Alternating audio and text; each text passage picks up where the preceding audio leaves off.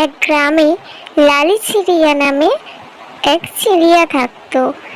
সে রোজ কোনো গ্রামে গিয়ে চুড়ি বিক্রি করে তার সংসার চালাতো।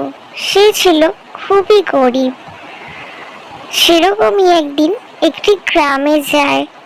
সেখানে টুনটুনি আর বুলবুলি নামে দুটি পাখির সাথে তার দেখা হয়।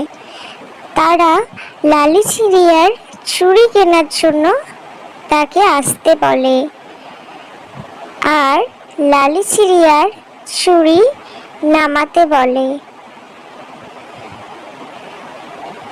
তারপর তারা দাম ঠিক করে, দাম দরাদরি করতে থাকে। তারপর লালি চিড়িয়া বলে,